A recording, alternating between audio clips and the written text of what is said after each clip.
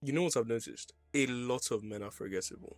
I mean, they're loud, they'll talk a lot, they'll explain themselves a lot, they're always around, but they're forgettable. And somehow they think visibility is the same thing as presence. It's not. Some of the most influential men in history weren't impressive because they tried harder. They were impressive because they knew when to step back. And that's what we're going to be talking about today. 3 habits from the Bible that quietly change how people experience you as a man. Not hype, just weight, gravitas.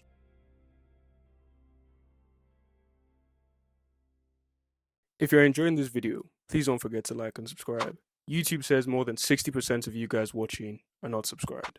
And it would mean the world to me if you subscribed right now. Everything on this channel is about becoming a better man, physically, spiritually, and mentally. It's about discussing how we men can get closer to God and realize our fullest potential by doing the hard thing. If that resonates with you, hit the subscribe button right now and let's get back to the video. Habit 1. The first habit is learning how to step away without guilt. Most men think being present all the time makes them important. It doesn't. It makes them predictable. Look at Jesus for a second. After feeding thousands of people, when everyone wanted more from him, he didn't stay there. He didn't sit around to soak it in and say, hey, my guys, you know what's going on? Dap everybody up. And no, he withdrew. Not because he was unsure of himself, but because he didn't need to be constantly seen to be relevant. When you learn to step back, people start leaning in. They notice the absence. And this only comes from a place of self-assurance, self-confidence, that you don't need to be around people to be relevant.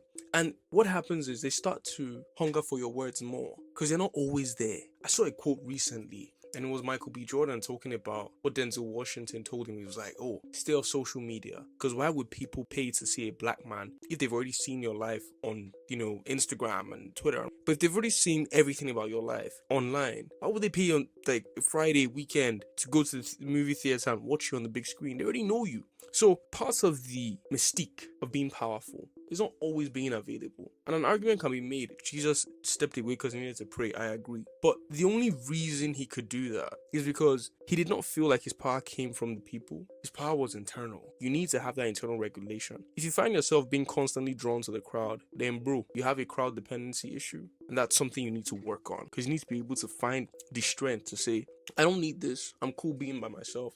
If a crowd is there, cool. Like I'll come in, I'll mingle, but I don't need them to feel validated. And in real life, this looks like not replying instantly, not forcing conversations, not over-explaining your decisions. Again, I'm not saying do these things just because you want a power trip, but I'm saying you should be able to see a message and think, I don't have to reply this now, I'm busy. And that's okay. Habit 2. The second habit is something that culture hates. It's restraint. Being able to say no. I'm not going to indulge in this. And Joseph understood this early. He had opportunity, he had power, and nobody would have blamed him. But he decided to walk away from Potiphar's wife. And that's the part people don't talk about. It's self-control. The truth is, the guy had already suffered a lot. And he was sold into slavery by his brothers. Honestly speaking, I think I speak for everyone when I say we would all get it. If at that low level, that point, you say, oh, you know what? I'm going to indulge a little. We would get it. It's part of being human. But the capacity to say no is part of being a real man. So there's the part of, yes, I understand human condition, but you always have to, this is where we separate the men from the boys. The boys are going to say, I'm going to indulge, and everybody will be like, yes, you're still a child. As Paul said, when I was a child, I did childish things. But the men have the capacity to say, no, I'm not going to indulge. I'm going to take a step back from this. I'm going to be mature. You get to a place where you're like this thing gets old, it's tiring. I want something more stable. I want something constant. I want to aim up. I want to give my very best to the highest. And I need to be able to control myself and put my body under.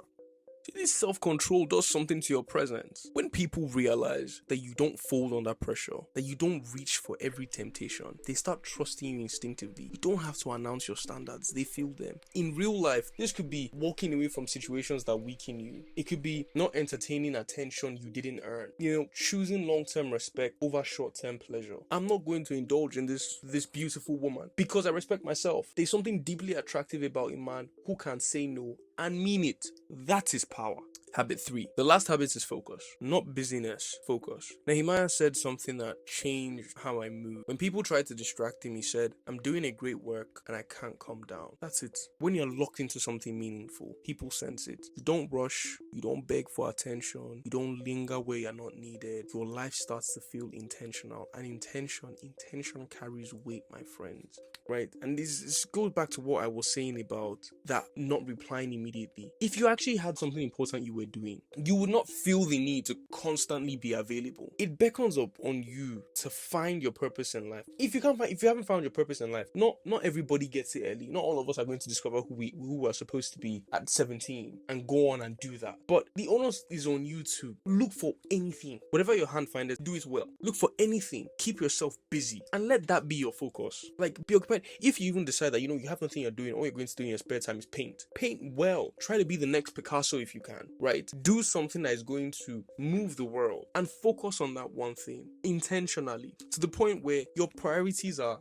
God at the top. This next thing I've started to do, like, you give yourself holistically to. And again, like, a real life example could be, knowing what season you're in, building something quietly. Just move like someone who has somewhere to be. At the very least, fake it before you make it. Purpose speaks before you do. And when you practice these three things, knowing when to step back, mastering yourself, staying focused on your work, you don't chase attraction. You become grounded. You become a magnet. And grounded men, they don't need to announce themselves.